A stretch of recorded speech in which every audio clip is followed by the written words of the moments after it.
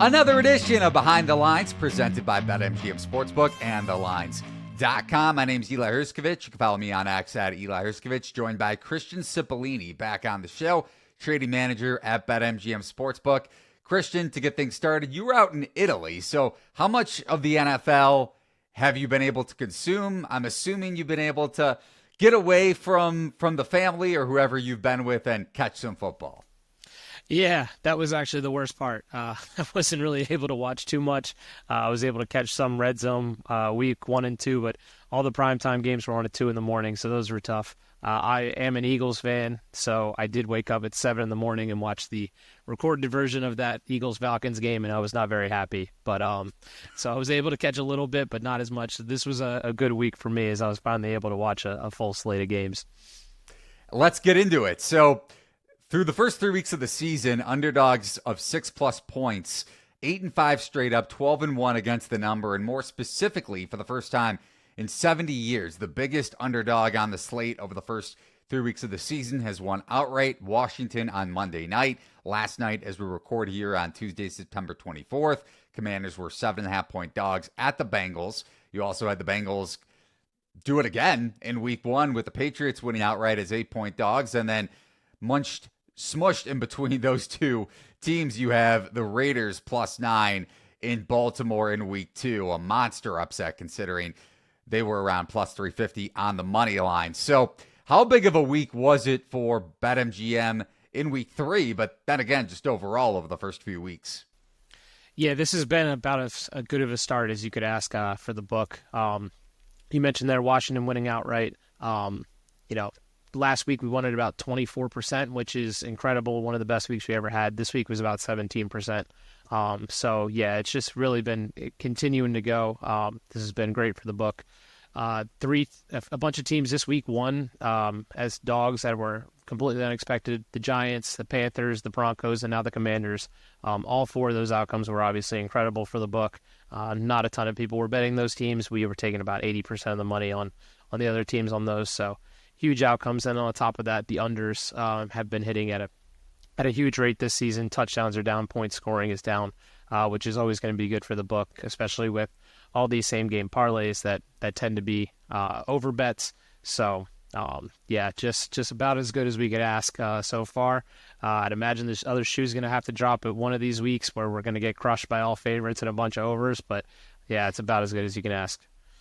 Yeah, Monday night, 2 overs hit. And probably on paper, the over that was set up best in week 3 cashed with the Bengals and the Commanders. And going back to Washington, Jaden Daniels, still the offensive rookie of the year favorite, but his number has dipped a bit, down from right around +300-ish to +170. Malik Neighbors right behind him, the Giants rookie wide receiver, +250. 3 touchdowns in his last 2 games. Marvin Harrison Jr. of the Cardinals, +450. And then Caleb Williams, the favorite coming into the season, at +550. And historically, Jaden Daniels had an incredible week 3 win over the Bengals, because you go back to games where a team has won on, or a team has scored on every drive, excluding their 3 kneel downs. You have the Commanders over their last 2 games. Washington hasn't punted since week 1 at Tampa Bay.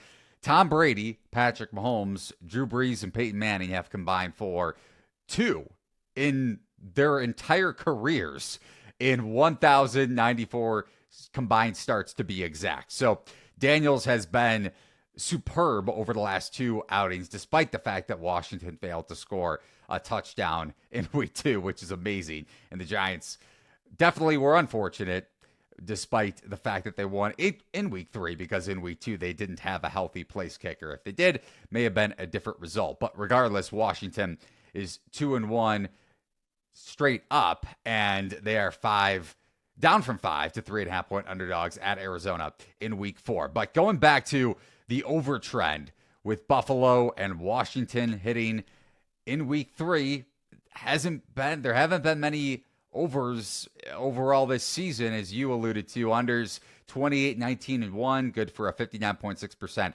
hit rate. Also goes back to the fact that offenses have struggled. You have 1 quarterback this season with 300 yards passing and 3 touchdowns. That is Andy Dalton against the Raiders this past week. So How do you expect BetMGM to adjust, and how have they adjusted so far trending into week 4 when it comes to totals? Yeah, there's definitely already been adjustments. If you look at the board this week, there's about 5 or 6 games that have a total of under 40 points. Generally, that's a much higher number than normal. Usually, it's about 2 to 3 games. So we're already seeing a trend down on those numbers. Typically, when we see a number that low, it has to do with weather or 2 really strong defensive teams. But because those touchdowns and scoring have been down so much on this season, almost all of our numbers that we've had at higher numbers have all been bet down to lower numbers at this point. Before we get over completely to week 4, let's stay on week 3. Looking at MVP odds, Josh Allen had we mentioned Daniels was historically great against the Bengals. So was Josh Allen against Jacksonville, completing 75% of his passes. First quarterback to do so in NFL history with the 75% completion percentage, throwing for 4+ touchdowns, no turnovers, no sacks, and leading his team in rushing yards. And he is favored to win MVP leading into week 4, right around plus 200. Patrick Mahomes is right there. And you guys have a pretty big liability on Mahomes, along with Jared Goff, who has struggled mightily over his first 3 starts of the season. So where are you guys at with MVP odds? And have the bets started to climb in and come in on Allen over at least the last couple of games? So we're actually okay on Allen this season. I think what really helped was that preseason he wasn't one of the more bet on players. Typically he is most off seasons, but because of their weapons kind of being decimated and people kind of being unsure of who he's going to throw to, there was kind of an expectation that maybe this offense would take a step back. But certainly watching last night, that did not happen, and that doesn't look like it's going to happen. For us, awards are usually hard to kind of figure out where it's going to be, and this is a year where it's not like a player is really kind of starting to run away with it. A lot of times just trying to figure out who the number 1 seed is going to be and what quarterback that is. Generally, at this point over the past couple seasons, has been who the MVP is. And with the Bills starting 3-0 and Josh Allen looking very good, that explains why he's the favorite at the moment. Over to Thursday Night Football, so officially getting started with week 4 odds. The Cowboys 1-2, down from 7-point favorites on the road to 4.5, and the 7 coming on the look-ahead line, so it's not like it opened 7 on Sunday night. Against the Giants, New York also 1-2, total of 44. Where's the action been so far on this game? Yeah, so this line has moved down, so we have seen a little bit of sharp action that's come in on the Giants. They were a much bigger dog coming into before last week, but with the Cowboys putting up a bit of a dud and Giants actually looking pretty good, this kind of led some sharps to bet us here really, really earlier in the week. As we do get closer to the game, I do expect more of the public to jump in on the Cowboys. Most weeks, Cowboys are one of our more bet-on teams. They're one of the more popular teams, so that generally leads to be there. But as of right now, it's still very early, but we are still taking a bit more Cowboys action. I probably expect that to continue. What about player props in this game? Anything stand out? Yeah, so I have one that we saw pretty early on, and we've already kind of moved a bit, but Ezekiel Elliott under 1.5 receptions has been popular with the sharps. At least this morning, we've taken a bunch of action, had to move down. Yeah, and his snap rate declined massively in week 3 against the Ravens. And onto the Sunday slate, 2 quarterbacks, unlike the Cowboys and the Giants, 2 quarterbacks are 3-0 against the spread and straight up. Surprisingly, Sam Darnold and Justin Fields, who the Steelers acquired in the offseason. Same goes for Minnesota. And starting with the Vikings, 2.5-point road dogs at Green Bay, juiced in the Packers' direction. Jordan Love seemingly set to come back, but nothing set in stone at this point. I would imagine this spread is going to climb to around 3, the key number of 3, if Love is indeed ready to go this week. The Packers 2-1, both ATS and straight up. So where have you guys seen the most movement so far when it comes to sharp action, whether it's spread or total? Yeah, so this will be one of our more annoying games of the week, maybe the most annoying one that we'll have, because I'd imagine we're going to get kind of conflicting news, unsure news on Jordan Love as we keep going. I think you're pretty spot on this line. We'll probably move to 3, potentially 3.5 if we do get Jordan Love there. The Sharps always love those key numbers, so I would imagine right now we're taking more money on the Packers at -2.5, with some of the Sharps maybe expecting that he'll play. But I'm sure the second that we go to 3.5, they'll come right back on to the Vikings. Public-wise, I still think we'll end up taking more Packers money. I don't think the public is really, set in that the Vikings are probably going to be a good team this year yet. So yeah, that's where we're leading. On to the Steelers. Pittsburgh up from a 1-point road favorite at Indianapolis out to -2, and the Colts 1-2. But winning outright and covering the number, so 2-1 against the spread after their win against the Bears in Week 3. Pittsburgh, the first team since the '88 Bills, and those two teams being the first teams, or the only team since World War II to start a season 3-0, scoring 3 or fewer touchdowns in their first 3 games. So Justin Fields hasn't been nearly as great as Josh Allen or Jaden Daniels, but somehow, some way, that Pittsburgh defense leading the way, and the Steelers are 3-0. Where are you guys seeing the action so far on Steelers-Colts, and where do you imagine this line closing for the Week 4 matchup? Yeah, so the Steelers have been one of the Bucs' favorite teams for probably the past couple seasons now. They're constantly pulling out games that people don't expect them to, and typically in those games, there's a lot of field goals and not a lot of touchdowns. So unders, which is always good for the book. So we've been a big fan of the Steelers. As I'm looking at it now, we are taking more Steelers action. Anthony Richardson not looking too good is probably what's led to that at the moment. I'd probably expect this number to stay a bit where it is. I wouldn't expect it to go to Steelers -3. Maybe we get to 2.5. Sometimes the Sharps might go the other direction. Maybe we'll get a little bit more Colts action, them being home dogs. Typically, we will see some action on home dogs. So we'll see where it lends up. I have a feeling we might end up taking more Colts action. Just generally, we don't end up with a ton of Steelers action. But we'll see as we get closer to game time.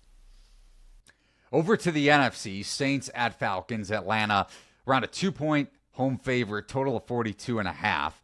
So on the lower end, despite the fact that, at least on paper, you have two explosive-ish offenses, there are some key injuries to get to, though. The Saints have Eric McCoy, their starting center, probably questionable at this point with a groin injury. He left midway through their loss to the Eagles, and then same goes for the Falcons, but two notable offensive linemen in Dahlman and McGarry. They missed the second half against the Chiefs, and at least early on in the second half, the Falcons' offense was definitely affected by their absences. So the line, like I mentioned, Falcons -2. The Saints offense took a big step back in their loss to the Eagles. You look at offensive success rate, Philly was plus 15 percentage points, nearly 15 percentage points in that category against the Saints. And then Derek Carr on the flip side, just 5.7 yards per attempt, the sixth fewest in Week 3. Big NFC South matchup here early on in the season. Atlanta's offense heavily outgained by the Chiefs, who we'll get to in a second. But what do you make of this game, and where has the action been so far, Christian? Yes, this one has had some of the most line movement for this week, at least from preseason numbers or even into last week. As of a few days ago, this total was at 45.5. So we're already down 3 points from where that was. A lot of that probably stems from last week. Not a lot of people expected the Eagles-Saints game to be such a low-scoring game. And the Saints, after their explosive 2 weeks, really came back down to earth. So that's probably led to that downward line movement. Also, on preseason, the Falcons were about 3.5 to 4 point favorites going into this. Now this is all the way down to 2. That did move a little bit over the past couple weeks with the Saints looking a lot better.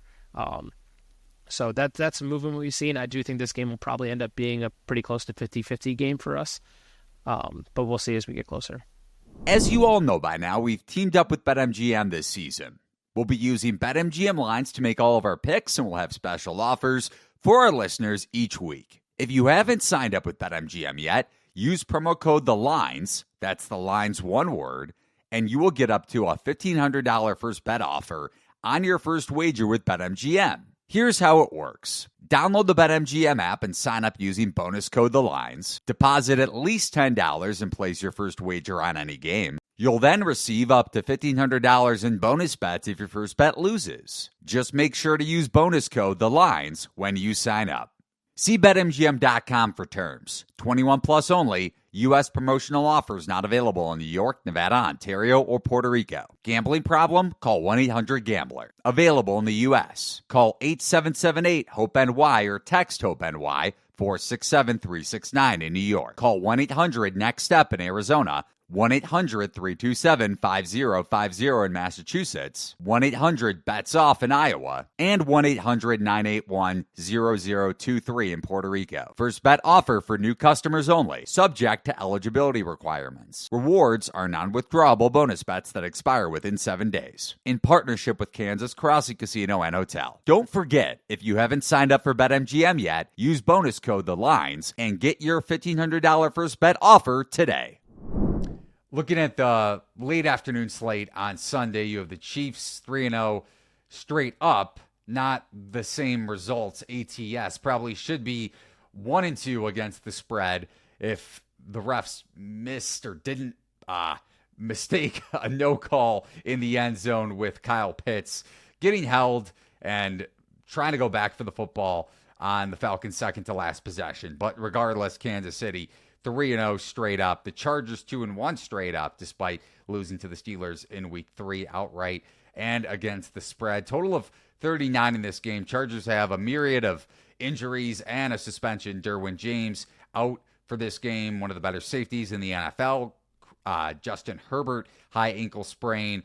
So his status is unknown, probably trending in the positive direction. But when you look at the point spread, still things are up in the air just like they were a week ago. And then both tackles for the Chargers, Joe Alt, the rookie left tackle, dealing with an MCL sprain. Rashawn Slater, a pec strain. Joey Bosa, also only playing one snap against Pittsburgh, dealing with a hip injury. So a bunch of unknowns for the Chargers. Kansas City, maybe lucky at this point to be 3-0, but still the market on their side, considering what LA has going against them this week. So where do you see this line closing just based on all the uncertainty with the Chargers, and what kind of movement have we seen so far with the bets, whether it's money line or point spread for Chargers at home against the Chiefs?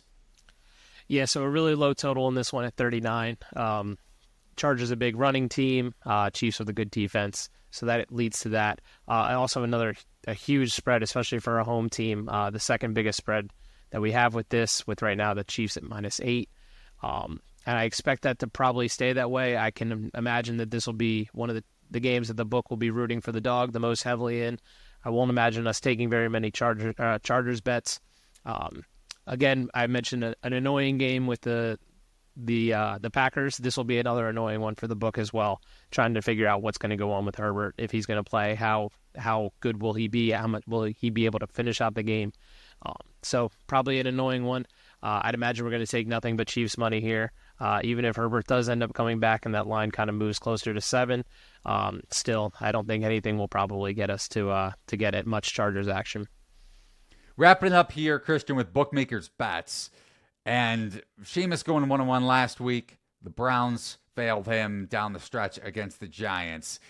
But we could see favorites regress positively here this week, just considering what I mentioned earlier, that dogs of 6+ points are dominating, literally and figuratively, both straight up and against the spread at a historic rate. So what do you like on the board for week number 4?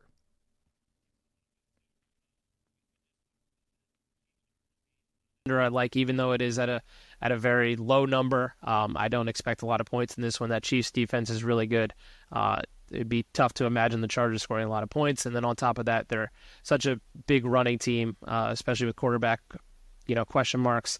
I'd imagine they're going to run the ball, which will lead the clock down. Not a lot of opportunities for points. So that's the first one I like. And then the second one that I'll grab here is I'll actually grab the other game that we talked about, Packers-Vikings. Right now at 2.5.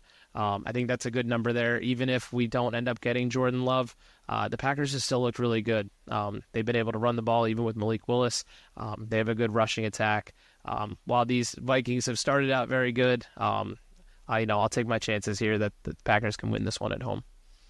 Yeah, and as Christian mentioned, that line could very well close 3 or maybe even a little bit higher with juice on the Vikings side, with Jordan Love potentially at least more likely than maybe Justin Herbert when it comes to a health standpoint, regardless of those two potentially both starting this week. Jordan Love ramping up practice, especially leading up to the Packers' Week 3 game against the Titans. So trending in the right direction when it comes to playing and then limitation-wise against the Vikings. It will be interesting to see how the Packers handle this Brian Flores defense that has given offenses fits over the first 3 weeks. But that's going to do it here on Behind the Lines, presented by BetMGM Sportsbook and TheLines.com. He is Christian Cipollini, trading manager at BetMGM. Thanks so much for joining me as always, Christian. Yeah, thanks for having me. So for myself, Eli Hershkovich, thanks for watching and listening to this edition of Behind the Lines, presented by BetMGM and TheLines.com. So long, everybody, and good luck with your Week 4 bets.